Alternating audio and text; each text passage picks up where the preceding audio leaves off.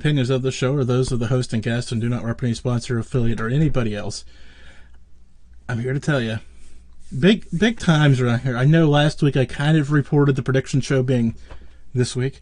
Of course, that wasn't necessarily my fault. I'm going to blame Germantown Runner because he is the producer of the show and he fed me bad information last week. And it falls on the first Tuesday in November, which is election night. That's why I do predictions on election night, because predicting the next year seems so much more fun than actually talking about the election. Okay, enough bad jokes about the election. I think every one of us will be happy to see it go until it comes back again. It's a bad thing. But my guest tonight, well, I kind of wanted to step away from the election, but I kind of came back into it. Well, I think by the time the show's over tonight, you'll understand what I'm saying. My guest tonight is Andrew Pyper, fiction writer. I should point that out up off the top so nobody gets too bent out of shape. Andrew, how are you doing tonight? I'm very well, Jim. How are you? Doing pretty good. You're north of me, so are you ready for the next season? I am. You know, I live in. I'm looking out my window in my office right now at the bank towers of downtown Toronto. So we are, of course, the biggest city in Canada, but we are very interested. Watching very closely current events in the United States. Let me put it that way. Well, I'm sure I know because I've. I'm gonna say this on air, and I'm gonna get hate mail for it. But a large portion of my engaged listenership, there I said it nicely, is from Canada, which I don't understand. Of course, I'm from Western Pennsylvania, so I'm kind of almost your neighbor to the south, so to speak. Yep. But it does fascinate me because there are states in the Union that I've only ever had a handful of downloads from, and I get tons more email from Canada than the actual downloads in like Wyoming, the Dakotas. Which surprises me. Well, the thing about Canada, just as an aside here, is that we look outside. Like we're always looking outside the window, looking at the world. I mean, we're more or less happy to fly under the radar, which allows us to look out the window more. So yeah, we're interested in a bunch of stuff. As the joke goes, that I often tell people that like the aliens are watching us as a reality show. So kind of like that. Yeah. Because, I mean, honestly, if I wasn't living here, I think I'd have to pay attention to it anyways, because it does get a little, reality-based TV. Yeah, that's about the only way to classify that. So, now you have this new book out. I will get there, I promise, but I want to save that for a few minutes because I need to get some backstory on you first before we get to there, because I think we have to mosey the path up to that instead of starting there and moseying back, because I think by understanding a little bit more about you, like I think we kind of already started there, understanding that you have an interest in the United States kind of starts there. So take me back. When did you decide to become a writer? I guess is my first question. Well, okay. Well, this is take me way back, but I was always interested in storytelling. I was always writing, from even before I could write. I remember. My understanding is that kids at public schools, anyway, around here now aren't taught handwriting anymore. But I remember, having those treble, almost like sort of like those musical lines drawn on the chalkboard. The teacher would draw those treble. It looked like those sort of 5 lines, and in between those lines, you'd learn how to draw, handwriting. And the capital letters went from the bottom to the top, and the smaller letters went halfway. And I was entranced by it. I remember writing in the air, handwriting in the air, and writing stories at my family dinner table, and it would drive my mother crazy. She knew I was, sort of writing these stories probably about her, and I would have this imaginary pen and be writing it in the air, and she had an imaginary eraser and would go around following me and like rubbing out my words in the air, saying like, "You're polluting the air." So she was my first sort of censor, I guess, my first critic. But I was obsessed. I was obsessed in a very quiet, I think, healthy way with storytelling right from the get-go. But I never thought, through high school, university, I never sort of envisioned it as a career. I never thought, how do I make a living at this? And that maybe in part my Canadianness, that we, there weren't the same models of self-sufficient fiction writers who made their living based on sales alone up here, as there has always been in the United States, commercial writers. And so I was, but nevertheless, still writing. Went to university, studied English. That was fun. Got a master's degree in English. That was also fun, but the fun has to come to an end. I was like, okay, look, you got to get a job. And I went to law school. I went to law school here at the University of Toronto, and recognized pretty early on that I didn't want to practice law. I was like, this just doesn't feel quite right. And that's an understatement. And I've talked to enough attorneys on the show to know that I've talked to you for all of, where's the little countdown clock? 7 minutes now, and I know you're not an attorney by trade. It shows, doesn't it? I as soon as but I finished it. I did that whole, you never quit. My parents were always like, when you start something, you never quit, which is terrible advice. But I followed it.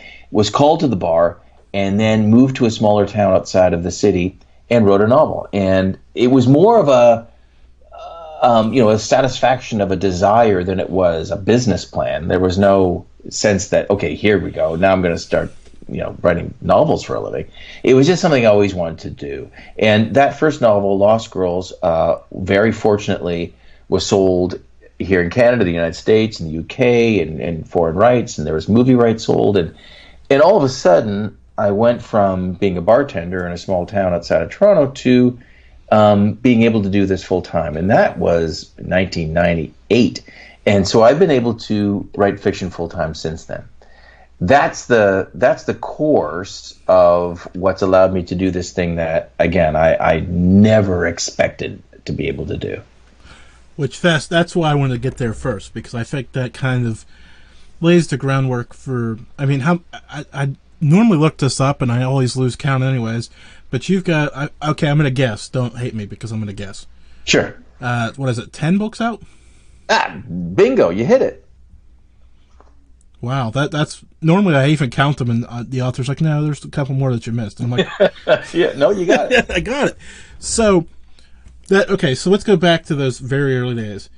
You're working full time at a bar, living in this small town. You're writing probably really late at night or really early in the afternoon, right? Mm-hmm. Mm-hmm. Actually writing, like pen to paper writing. No, I think my computer was like one of those early Mac classics. It was like a computer in a box, and I was then and continue to be an obsessive note taker. So I always had a notebook and pen with me, and I would take notes and observations and stuff like that. But when I was sitting down at the desk, it would have been at the computer. Fascinates me. So, were you all okay? I guess I love digging into writers and their process because I absolutely can't write. So maybe that's why. There's people on the show. The listeners to the show have come to learn that I can't meditate because I can't sit still long enough to do it, and I have a great affinity for writers because I can't do that either. So, if it seems I'm getting full blown nerdy on you, I just love the insights because.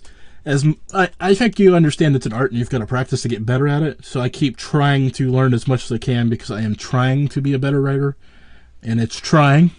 Mm-hmm. Both ways you understand the English in that. And so when you sat down to write, when you write in fiction, now see that seems unbelievably hard to me because I'm just trying to write technically sound stuff about the show and this, that, and the other. But you get these cast of characters. Now, how does that work for you? Oh, it's a juggling show. I mean, it's I've been, as you've correctly guessed, I'm 10 novels into this career. You'd sort of think I'd learned a few things, and I guess in some respects I have, but they're not as much as you may guess or expect.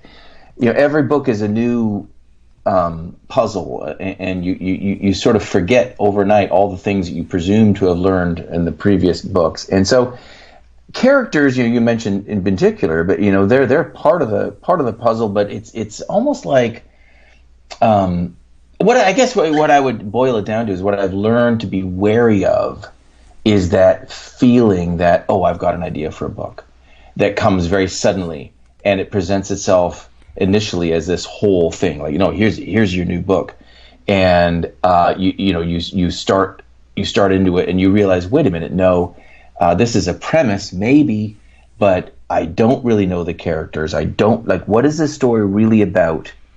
And then there's I've come to learn, not to get too deep into this, but I now kind of think of the aboutness of a story as having 2 or 3 levels of depth to it. So there's the about of, like, here's the synopsis, here's what the story is about. Then there's here's what the story is kind of really about, the one level below. It actually has this thematic meaning that's somewhat different and deeper than the superficial about. And then there's like another maybe 1 or 2 deeper levels of aboutness that you kind of come to understand or encounter as you're writing it. So, long way of saying, I'm a big outliner, and I do that, and I think about the story a lot before I begin, because I've run my ship aground a few times when I start too early. And it's not because it's a bad story, it's not because it's a bad idea, it's because I haven't fully kind of thought through or considered all of the aspects of the story in advance. And I think that's why a lot of amateur or people who are writing for the first time, that's why they have a tough time of it. Again, it's not because they're bad writers, it's not because their idea is poor, it's because they start too early. So flip this the other direction for me, because I know because as I'm thinking, this is probably just as true on the other side of it. Not knowing when to stop. Yeah. Oh, yeah. And that's especially true. So that's true on the one level of a manuscript. It's like, well, I'm 180,000 words in, and I'm, I think I'm now ready to start.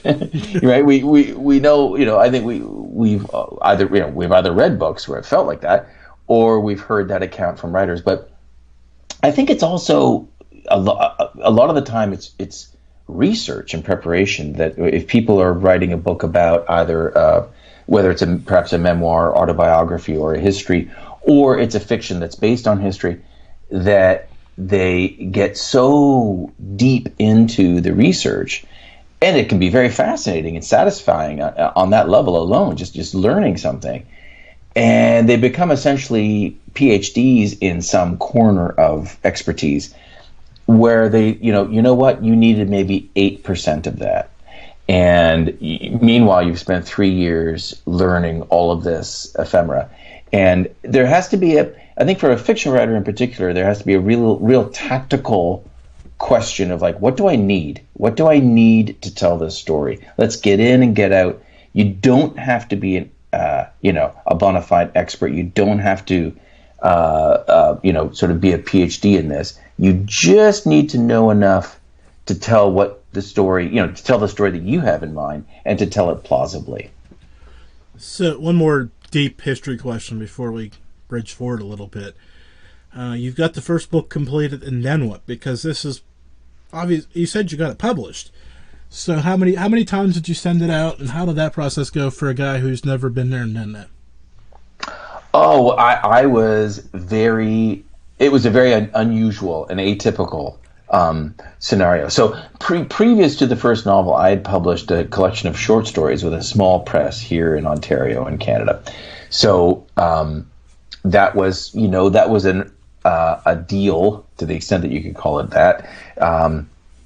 That was arranged through one of the editors of a small university journal that had published a couple of my short stories, and he, unbeknownst to me, forward some of my work to an editor at a small press, and he contacted me and said, we want to publish this book. And I was delighted. The advance was enough to buy like a case of beer, and but I was as proud as could be.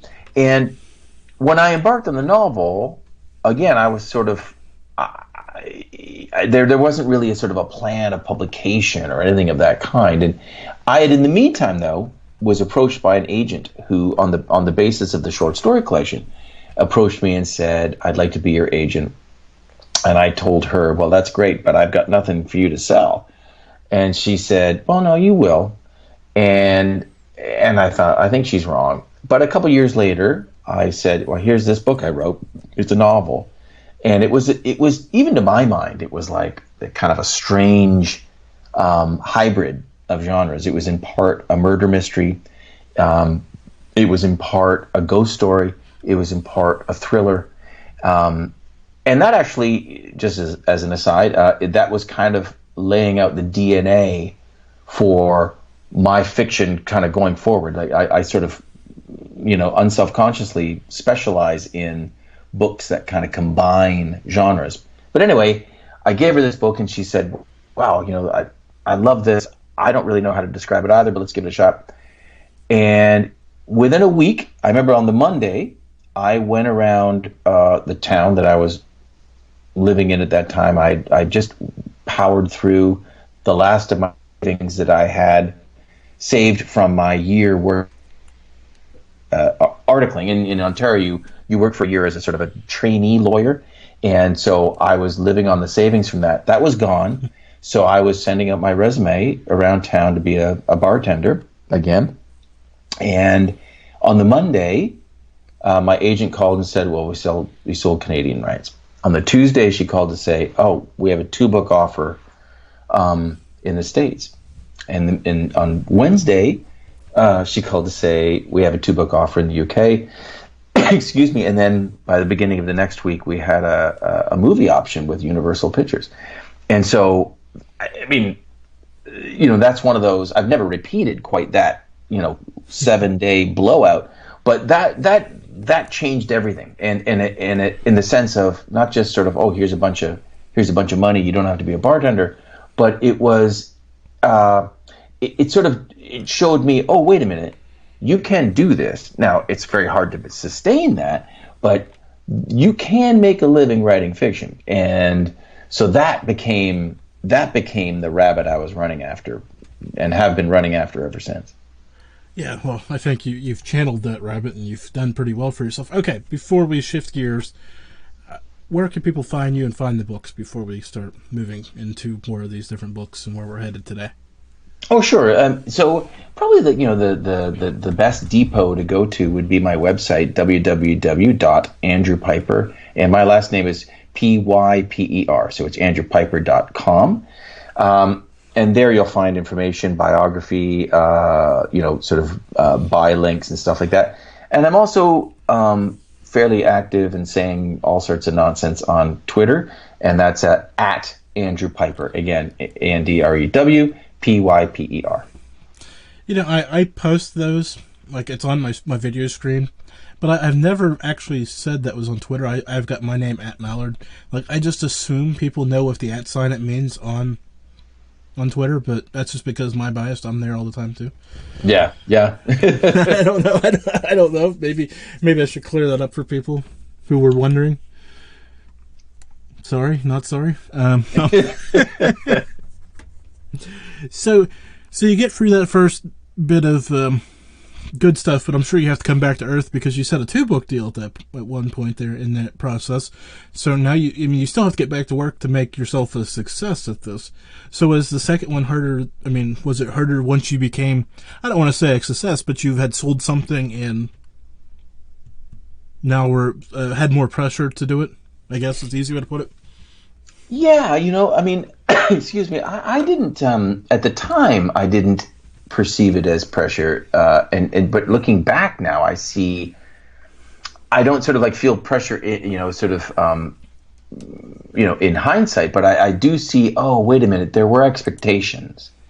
And I just sort of thought, oh, I'm just going to write whatever I want, and that's what I largely have pursued. But my second novel was quite different from the first. It didn't have the same kind of mystery aspect to it. It didn't share the same ground. It was quite a different book, and I think in many respects a less likable book or a harder book to love, and that was a lesson. And it was published at a high level and reasonably well reviewed, but people didn't buy it as in great numbers and didn't like it as much.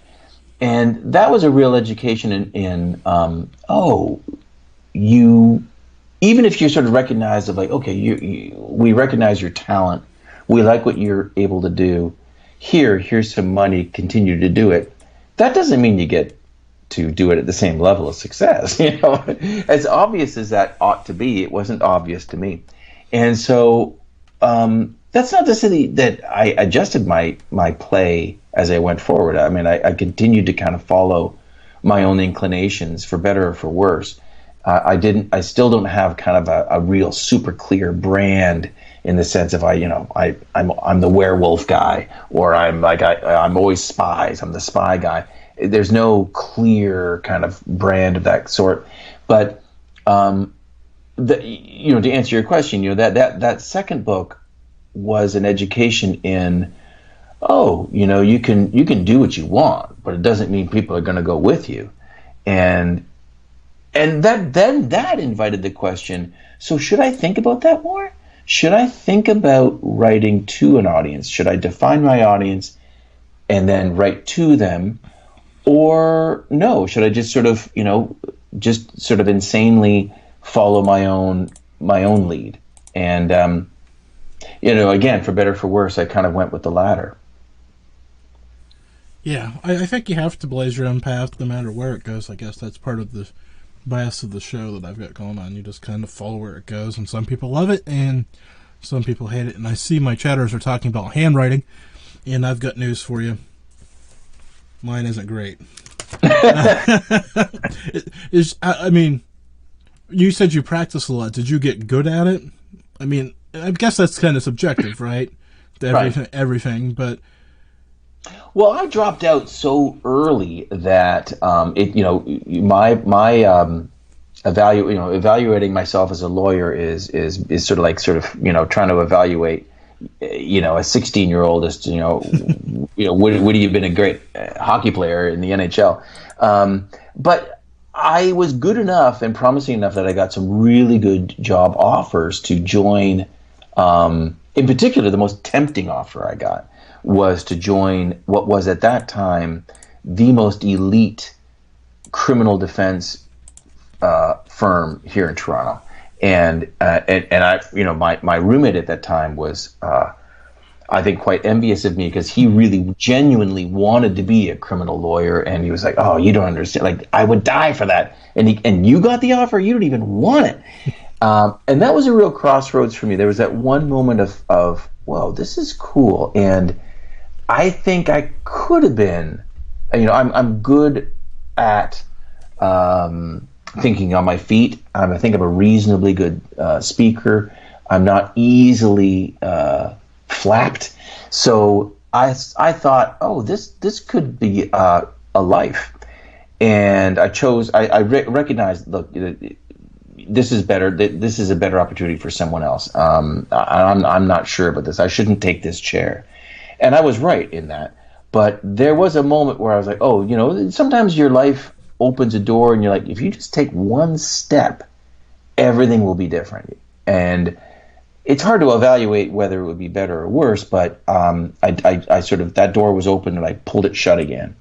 But, in answer to your question, there's not enough evidence to say whether I would have been a good lawyer. And I think I'll be pretty bad at the solicitor stuff, but probably I guess I would have been pretty good at the courtroom stuff. Yeah, well, I think there's some level of being able to translate. How am I trying to say this? The ability to talk to not only people but to a jury. Like, there's some element there that just. I mean, I kind of, I don't want to say shredded you earlier, but I told you didn't sound like a lawyer to me, and that is a deep compliment. But as we talk here, I don't know if there's something there. So I do follow this, but I waffle on it. So by the end of the show, you might be a lawyer. I'm not sure if I want to say that or not, but okay. So we're marching forward. We're getting closer to the current day, but I'm sure through that process of getting the next, you've got 10 out total, so we got the first couple under our belt. There has to be a world of tribulation in there that each one of these stories has to run and go up and down for you And you, I don't want to say live and die with each one of these stories, but I'm sure each one of them has their own arc in your life and importance. Oh no, you're absolutely right, and that's very intuitively correct. You know that when I look back now on the books, I don't reread them. Sometimes I'm asked to reread them for the purposes of adapting them to film or TV, or overseeing someone else's adapting them for film or TV. So there's projects of that kind that are going on, but I would never voluntarily reread my earlier books, not because I think they're not good, but because it's just weird. It's sort of like going back in a time machine and dating your ex-girlfriend or something. It's just something you just wouldn't choose to do, and yet when I think about the writing, I remember the writing of the books even more profoundly than the books themselves. I remember where I was, the person I was, the priorities I had going into a book, and one of the real sort of apparent ways that this can be evidenced in reading, in this case, my books, is that in the early, maybe sort of 3 or 4 or 5 books, the stakes are attached to the protagonist, who is typically kind of a solo agent. He or she is an individual who doesn't have family or has jettisoned themselves from their family, and so the stakes are, will they survive? Will they make it out? The worst case scenario is, what if I die? From a narrator point of view. And then in my real life, I get married, I have children, and that shifts. And my life becomes relatively far less important and of lesser value than the lives of my children and my family and my wife. And so the stakes in the thrillers become more about someone else. It's about a protagonist who's concerned deeply about the well-being of someone else who is in danger, or perhaps has been harmed or is missing. And so, as obvious as that ought to have been to me, it took readers to point out to me. And the readers are always the best, because they'll point out to you like, oh, you realize what you're doing here, right? And you're like, oh my God, no, I didn't. Thank you. But they pointed out to me. It's like, oh, you had a shift here. You became a father, and now you're writing these books about families or marriages, and they were absolutely right. And so it's one of the wonderful byproducts of being a career novelist or writing a bunch of books is that, yes, you tell stories, but in the telling of the stories, you tell a different story about yourself and your deep preoccupations. And some of the time those deep preoccupations are hidden even from yourself.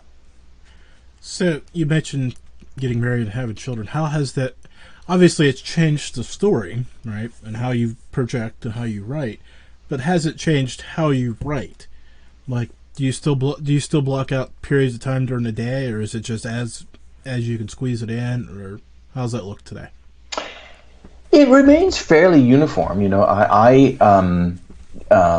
work in my house. I'm now sitting in my home office on the 3rd floor in downtown Toronto, and so my kids, their schools are within easy walking distance of here. So the mornings are very probably recognizable to many of the people listening now. You get up, have the coffee, get the kids ready for school, off they go, and then you go to work. In my case, the work is straight up the stairs. I don't shower or exercise or do anything in the morning aside from making lunch and breakfast for my kids. I go straight to the office, because I find that's the sort of you might not feel like it, but it's the most productive part of the day for me. I feel like I can get back into the book or the story wherever I am and get out my words. And I try to be, when I'm in the middle of a project, quite strict about my word counts. And what I'll do is demand of myself, look, you need to get whatever the word, whatever the minimum is, somewhere between 800 and 1,200 words a day. And if I don't hit that count, I don't get lunch. So I have to get my 1,000 words, and if I get the 1,000 words by 11:30, okay, well, you can go downstairs and make yourself lunch. And if you don't, you're gonna, you better, because you're gonna go hungry. And then in the afternoon, it's sort of like going out, groceries, those kind of regular things. So it's quite uniform and kind of work a day, punching the clock. Not necessarily by design, but I find that is, for me anyway, it's the most helpful way to do it. Because if I had to wait for, feeling inspired or something like that, nothing would ever get done. I understand. That's why I do the show live, right? Because everybody else is doing podcasts in the world. But if I didn't do it 9 o'clock Eastern Tuesday nights, it may not never. Happening. It may never get done again. Like, right? No, I hear that. May never. Like, yeah. Whatever. Okay, we'll get it. We'll do this Friday. It's okay. Calm down.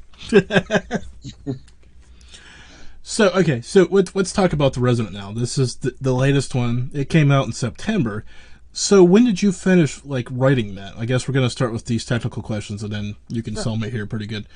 Because I think you can. I mean, the story, we've been kind of teasing it, and I wanted to save it for the end because I wanted everybody to come through this process with us to get here and then get into the story. Because I think that's where the meat of this interview is we're saving it for the end. So how long ago did you actually finish it? Because I'm sure it had to go to the editor and get printed and all this other stuff. Oh yeah, I mean, it was in terms of a novel published by a big commercial press. It was pretty quick, and it was pretty quick because there was an interest on the publisher's side to publish the book prior to the U.S. election, and so going back, I probably started the book around probably sort of 2017. And by started, I mean sort of oh wait, I kind of bumped into the origin, the real historical pieces that I became fascinated with. And then would have submitted and finalized the manuscript, maybe sort of 7 or 8 months ago from where we are now. So again, in publishing terms, that's fast. That's kind of that's electric. And the interest in because it's about, we haven't sort of said too much about this, but because it is about the White House and about an evil entity perhaps residing in the White House, that there was a marketing interest in, let's do this before November 3rd. Yeah, and that's why you're here tonight, because I had an interest in it. But I had an interest back in September. When I first seen it, I'm like, I love it. I don't normally interview fiction authors because I find it hard for me to ask the questions I want to ask and you be able to sell your book. Right. Because I want to know how it ends, even though I kind of have an idea how yours ends, but I don't. But I kind of drill down. That's what I want to know. And for me to remain faithful to you and sell your book, that's kind of also why we started slow and kind of built up to this point. So maybe we run out of time before I have to ask you, so how does this one end? So, for my listeners out there, tell them about The Residents. Give them the full, whatever it is. I don't want to say soundbite because that's not true. You probably can do a much better job of selling it than I can. Oh, sure. So, The Residents is a ghost story set in the White House, and it is one that's based on real, true historical events, specifically those relating to the Franklin Pierce administration of 1853 to 1857.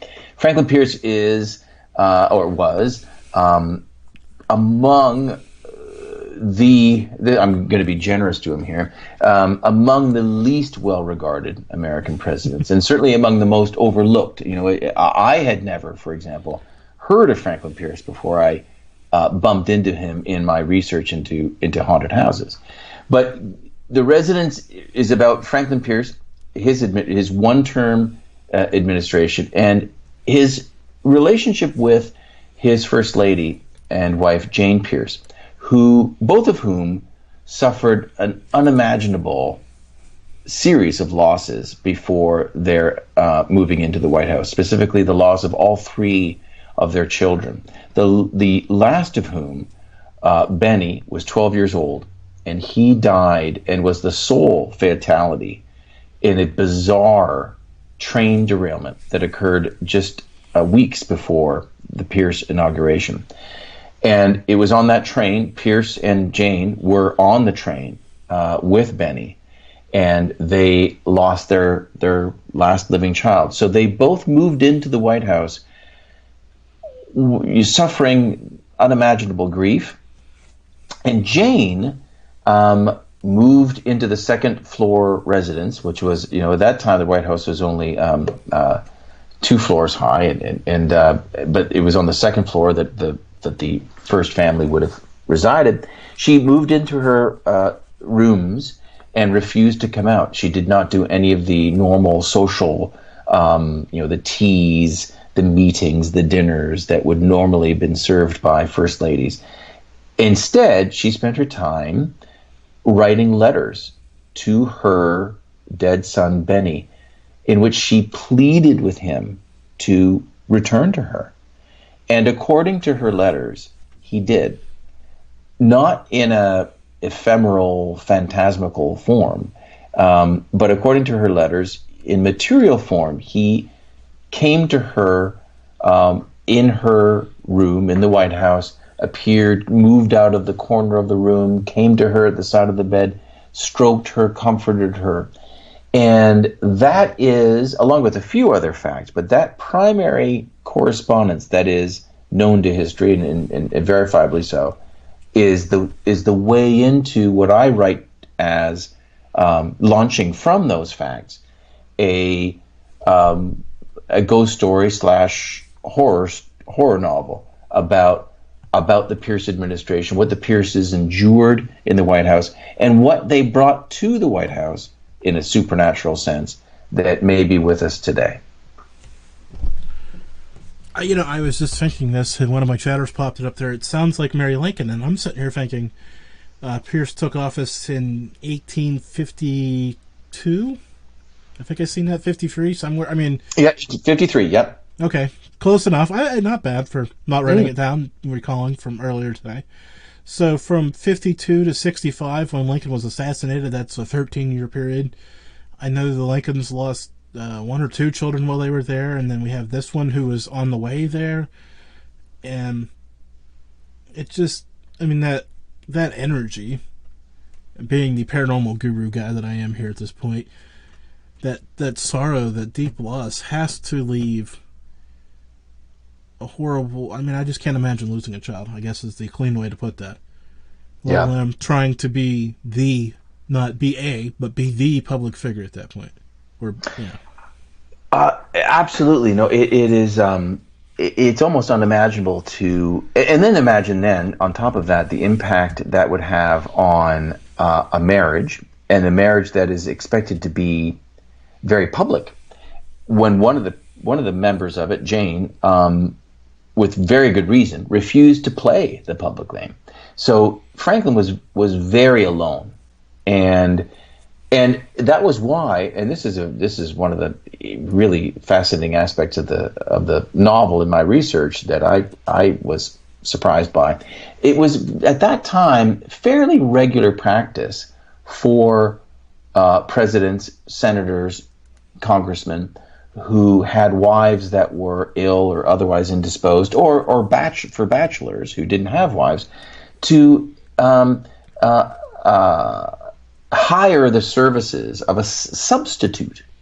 And so a substitute would have been a woman who would perform the role of a public wife, but who was not that man's wife. And Franklin Pierce had a substitute. Jane chose her herself.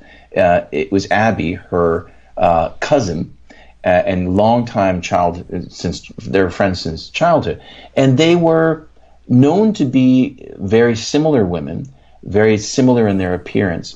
Abby a little bit more lively. Jane was always ill and sickly and depressed. So Abby was almost a kind of a perkier, livelier, more appealing version of his own wife. And she resided, or didn't reside in the White House, but resided nearby, and would attend events with Franklin. So that would, from a psychological point of view, that would be a further complication. Here's a man who's lost all of his children. His wife is not available to him in any emotional sense, and yet here's this woman who is sort of a doppelganger for his wife, who is attending fun, candlelit social functions with him. Just a bizarre. It's almost a sort of a surreal dream, but that was all sort of. This is again all part of the historical record. And Jim, just as an aside, just because I don't want to. You mentioned earlier about Mary Lincoln, and I think it's one of the other things, and this gets me quite excited, nerdily, about in my research is that so Benny Pierce, 12 years old, dies in the train accident I've mentioned, and he is, according to Jane, brought back from the dead.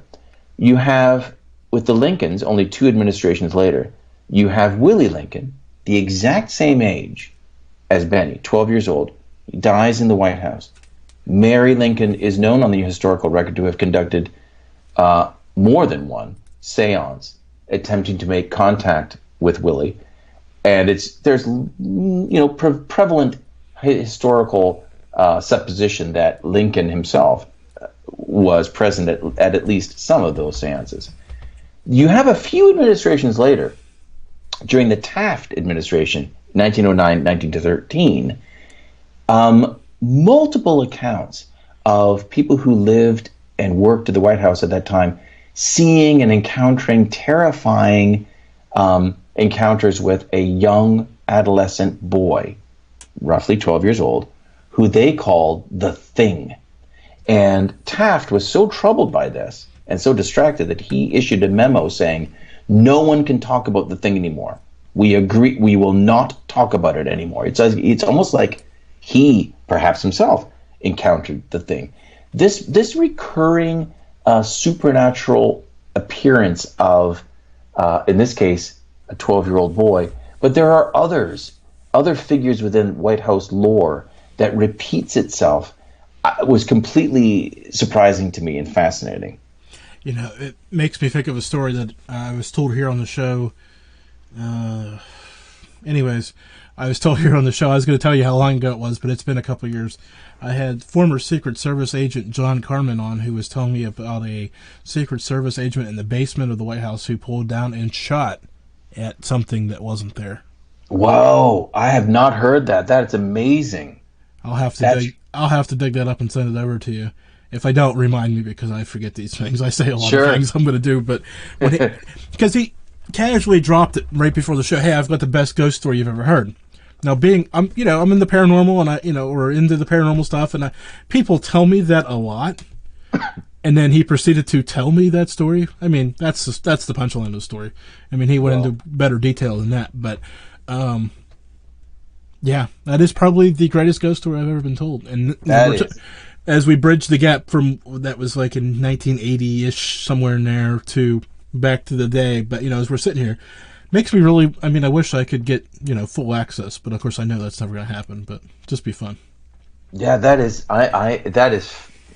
I'll hound you for that, because that's an amazing aspect. And it's not sort of the deeper you dig into.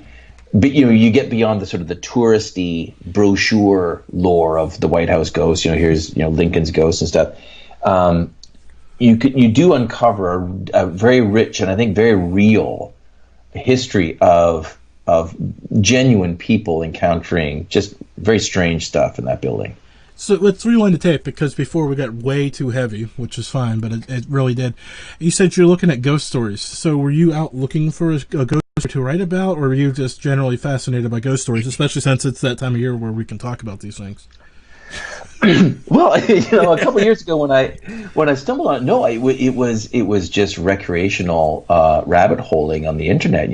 I'm perhaps like a lot of people, listening now, you spend time online following your sort of minor obsessions. And for me, I might start off like checking tomorrow's weather, and I end up invariably looking at recent Sasquatch videos or UFO abduction accounts or haunted houses.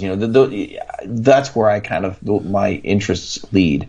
And it was during one of those time wasting evenings that I sort of was digging a little bit deeper into American haunted houses. I was sort of like, what's the most haunted house in America?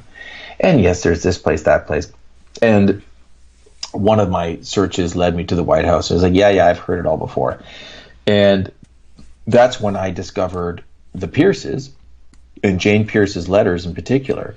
And that was when I knew, okay, hold on. I've never heard of this before.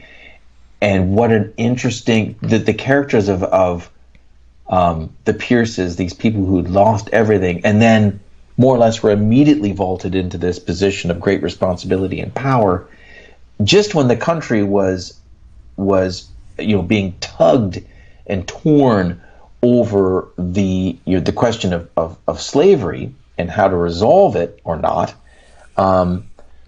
Was so dramatic and interesting to me that I thought, I went immediately from, I'm just wasting time to, I think this is a novel.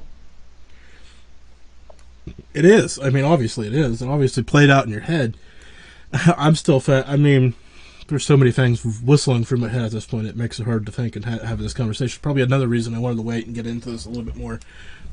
But of course, as you develop this, you obviously started with a based on true story. I mean, obviously these events happen. How hard did it become to then, I don't want to say ramp it up, but that's the only phrase that comes to mind, and turn it into a work of fiction with some truth in it? How hard is that for you to walk that line until you don't walk that line anymore? Well, one of the benefits of dealing with the Pierces, yes, they were Pierce was an American president, so on that level, that's pretty rich history. It's well documented.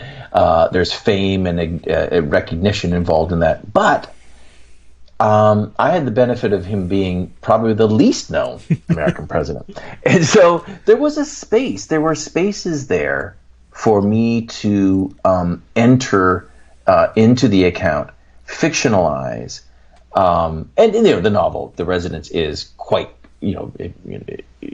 is quite clearly fictional. I mean, the things that I have happen, many of the things that have happened are clearly fantastical, but I wanted it to be to not divorce itself too much from the historical record and from just plausible reality. And so that was the balance. Was yes, respecting the historical record. Yes, being true to who these characters were, or how they were appreciated, or what we can know about them now. And at the same time telling a gripping, scary ghost story and a horror story and a thriller that doesn't divorce too much from what is known, and being respectful. Not in the sense of laying flowers at the grave of the Pierces, but being respectful in the sense of their characters and seeing how those characters would have played out in a situation that would have been, again, very, very dark and very difficult for them to have endured.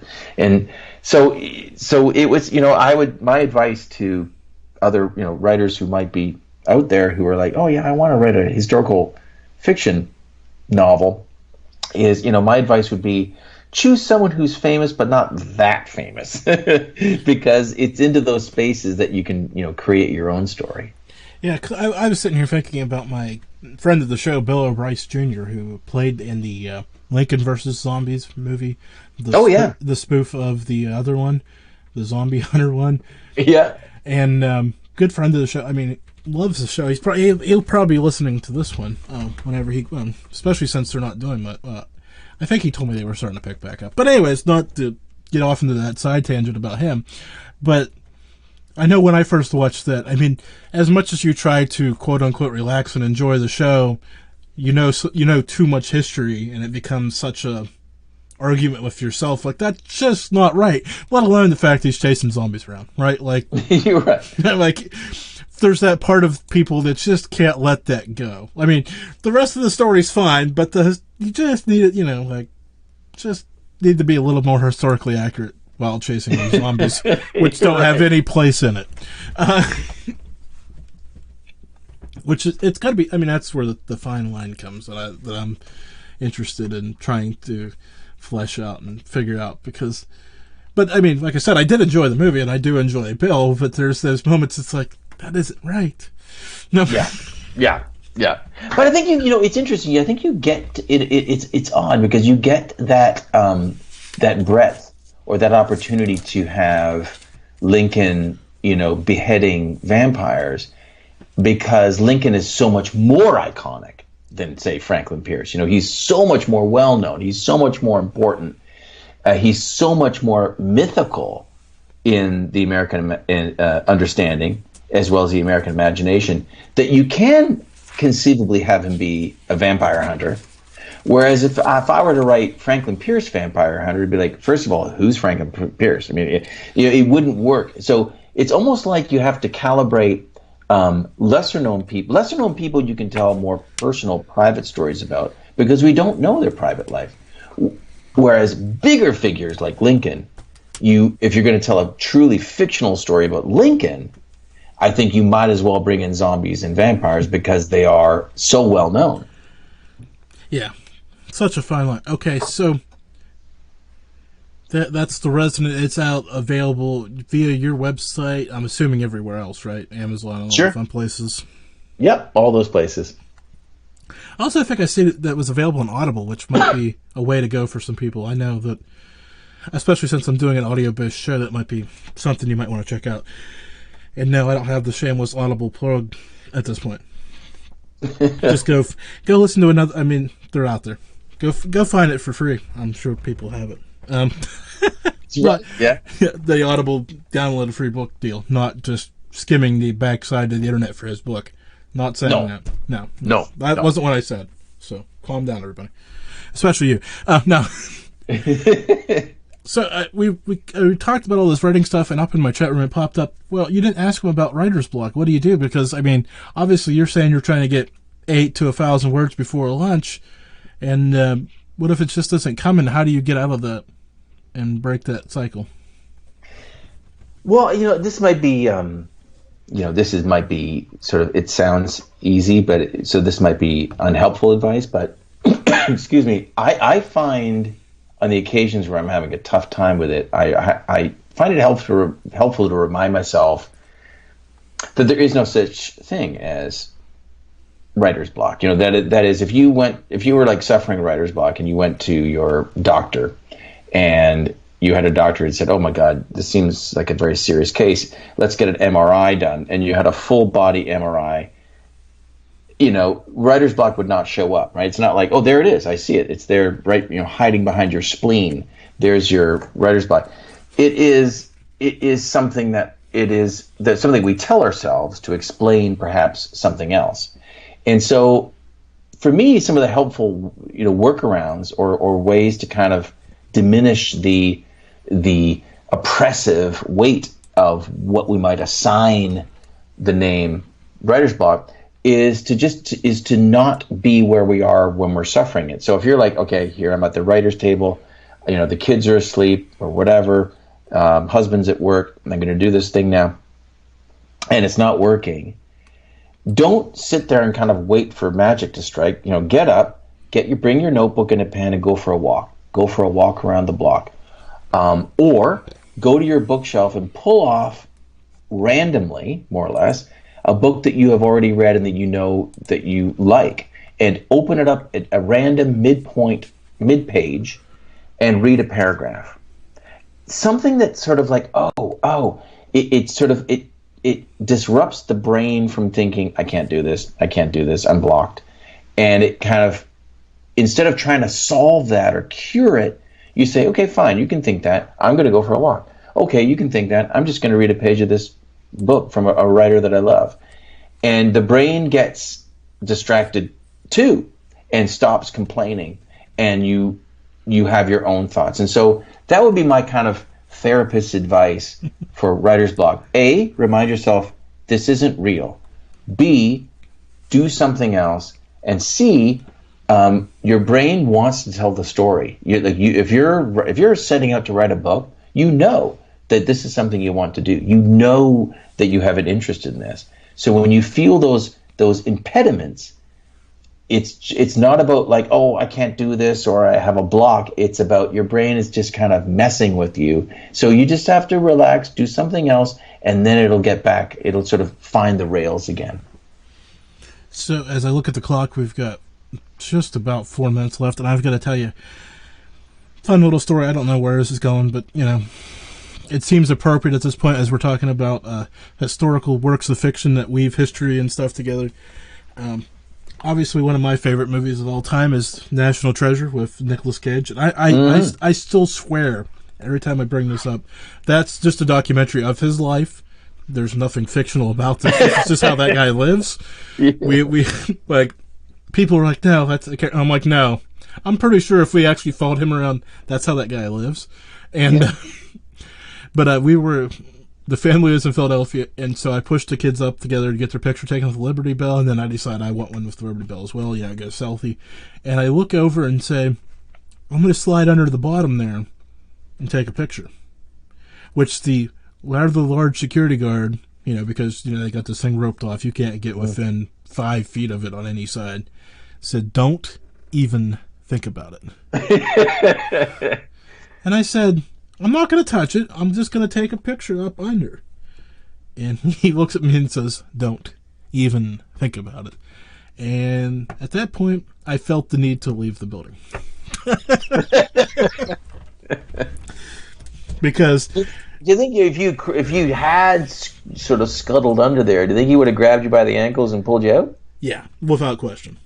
Yeah. I wouldn't even probably got that far before. Right. I probably wouldn't even hit the floor before I was hitting the floor.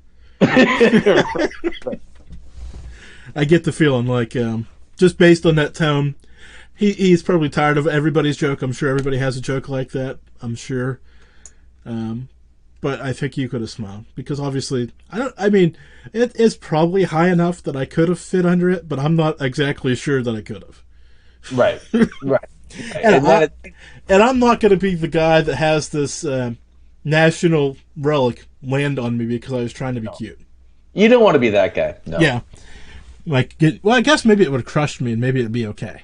Like, I wouldn't have to deal with it. Like, you know, I'm sure that thing weighs a few pounds. Yeah. So, Andrew, I appreciate you and I appreciate the story. I'm glad that you found it and brought it back so we could all kind of talk about it again. Oh, well, my pleasure, Jim. Thanks for having me. I really appreciate this. And that's Andrew, Pryor.com. Jeez. Andrew Pyper. Pyper, yep. I'm sorry. Yep, that's okay. Such a complex website and such a hard name to pronounce, I still butchered it. That's good. Well, are you working on another book?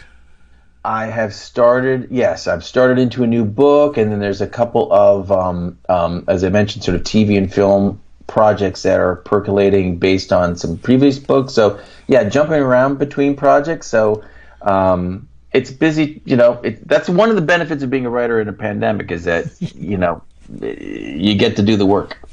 So, I see the question in my chat room. I look at the clock. See, we've got like 50 seconds. Have you seen a ghost yourself?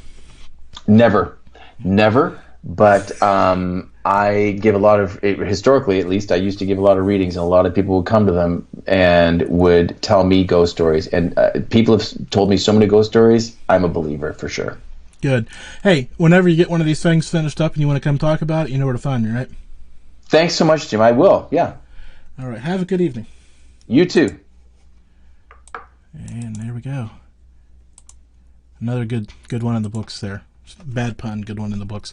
Yeah, there you go. I'm looking forward to next week with live predictions next week. The following week, we're going to get into nuts and bolts marketing.